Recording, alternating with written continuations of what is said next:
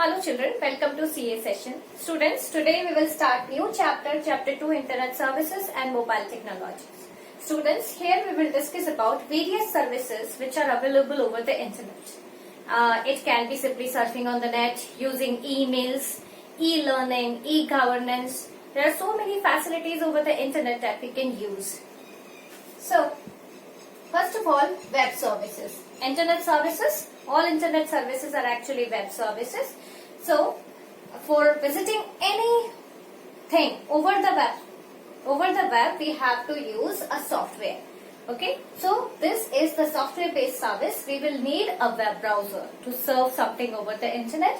Okay, so software based services that takes place when two devices are connected. Here two or more devices can be connected with the help of network, and it communicates over www's HTTP. Okay, on World Wide Web server, the websites are kept. HTTP request will be made with the help of web browser if it is a computer network. Okay, and there is an internet. Now, information retrieval. So, if two devices are connected over the internet, then we can retrieve information. So, to get the information, we need a browser. So, browser is a software or a program to visit any website over the internet. Okay, so what we have to do? We have to open the web browser. Then, in the address bar of the web browser, we have to type the URL of the website. And then we will be able to see that particular website on the web browser. So, if we are exploring the web, if we are visiting various websites over the internet or images, audios, videos, etc., that is known as net surfing. So, exploring web is net surfing. Now, downloading. So, whenever we request something on the web browser with the help of HTTP, means when we type URL in the address bar, a page is loaded. That means a page is downloaded from the server and then you are able to see it on the web browser. So that is known as downloading. Okay, that means it will make a copy of the requested web page. With the help of web browser, we will make a request to the web server to show the web page. Okay, so a web page will be downloaded from the server and its copy will be generated on the web browser. Okay, so that will be the requested web page. It can be a requested file also. Like if we are clicking on download or to view the file, if we are clicking, then the file will open. If you are clicking on any document link, document will open. Okay, so you might have seen that if you on any website, if you click on the PPT file, PPT will open. If you will open sound file or a video file, that particular file will open.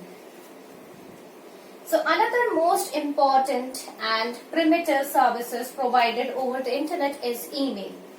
So its full form is electronic mail. That means we will be able to send the messages over the network electronically. Okay, so here we will send messages using computers and there should be internet in your computer, then only you will be able to send emails. So now students, email accounts and address. Students, this is an example of email address. So here in the beginning there will be the username before @ symbol.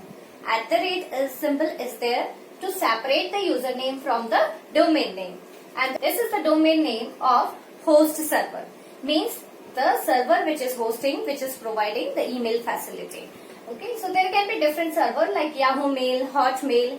Then apart from that, websites also provide email facilities. Okay, so here there will be the domain name. Here there will be username chosen by you, and @ symbol will separate both the parts of the email address. Okay, so there are two parts of email address, username and domain name of the host server. Now students, advantages and disadvantages of emails. The advantage is that it requires low cost. Okay, earlier if we have to send messages from one place to another, then we have to purchase envelope, letters, okay, and then it takes too much time to reach to the destination and the cost is high. So, it is low cost, speedy also, because here nowadays we can send mails in a second. We simply have to click on send button. Then waste reduction is there because earlier we need to purchase letters, envelopes to send messages. We have to write the letter on the paper. So that is a waste reduction. And it is very easy to use emails. Then record maintenance. Every record will be maintained there over the email account. Okay, like 17 years back, if I have sent a message, it is still there in my sent box of my email. Okay, and everything is recorded properly. And patience also. So like if the message is not sent, it will be there in the outbox for a long time until or unless it reaches the destination. Now, disadvantages are that hardware requirement. Sending mails, we need a computer with internet connection, or we need mobile phone with internet connection. Then impermanent. The email accounts are not permanent. Anytime it can be locked, or maybe we can lose the password. So there are, maybe the server is down. So there are so many drawbacks. Now, a hasty medium. It is with hasty medium also because so many mails comes at a time like junk mails, spam, and so on. Then it is hard to convey emotions, but this drawback has reduced a bit because now we can enter emoticons. So emoticons are there where we can show emotions. Smileys are there in emoticons. Okay, so which shows emotion. So we can simply send smileys along with our messages in email. Now students, creating a web-based email account. So here you will learn to create email accounts. So first of all, you have to get an internet connection in your mobile phones or your computer or a laptop. Then after that, you have to log in into this website. Okay, so here you will learn to create Gmail account. You can use any other website like Yahoo Mail, Hotmail, etc. So you have to open the web browser. In the address bar, you have to type http://www.gmail.com. After that, login page will open. So in that you have to enter username and password. But if you are not having the account in Gmail, then you will have to register. Okay, that means to register it for the first time, you have to click on sign up for Gmail button. And then after that you have to fill necessary information. Now, email client softwares. These days we have email client softwares that we can download in our computer, and then we can simply organize all our mails on that particular software in the computer. So here students, it is actually the software to manage emails. So there are different softwares. Apart from these, there are so many softwares available. So here there is Mozilla Thunderbird. Mozilla Thunderbird, you are very much familiar with the Mozilla Firefox. So they both are from same foundation, Mozilla Foundation. Okay, so Mozilla Thunderbird is a software to manage emails, and Mozilla Firefox is a web browser to visit the websites.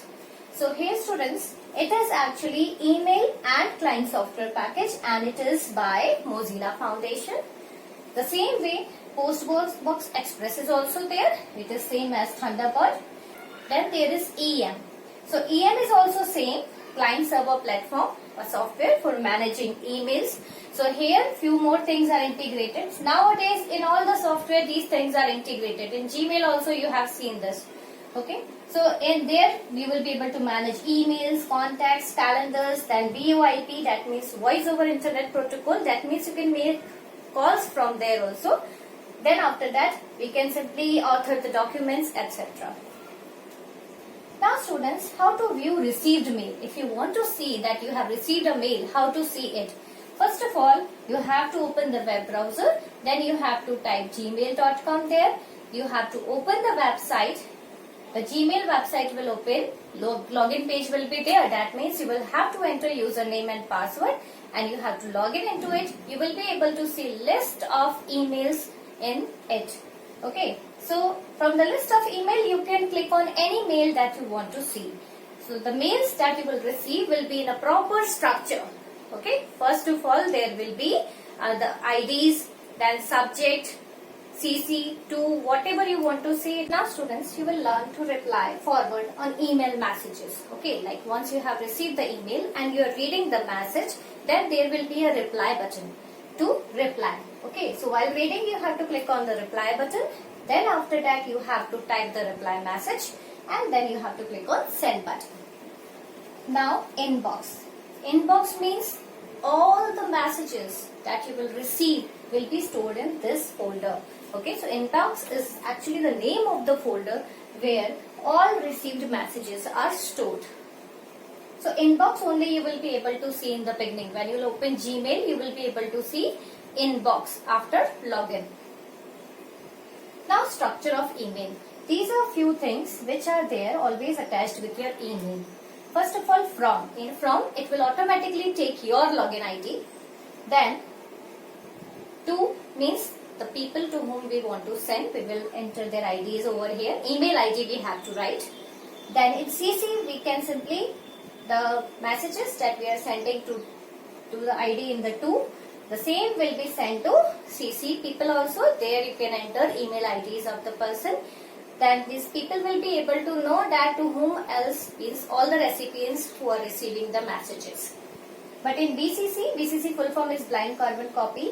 Whomever email ID you will enter in BCC, that ID will be hidden from other recipients. Now, subject. In subject, you can simply give a specific heading for your message. Then, body will be having your original message. And attachment will be, in this you will be able to attach the documents. You can attach any document like a Word file, PDF, PPT, sound file, videos, etc. And the date will be sent as well as message ID which is hidden from the users. We will not be able to see, but every email will be having a unique ID. Now students, one more thing, sending of messages. First of all, you have to open your Gmail account, you have to log in, then you have to click on compose mail button, and then in this structure you have to fill the details. We have to fill few details. So to CC, BCC, subject, body, attachment. These details you have to fill to send the message. So in to you will mention the ID of the person to whom you have to send. CC also you can simply enter the people, those whom you want to receive the same message. These email IDs will be able to see other recipients also, to whom means those who are getting these mails will be able to see message.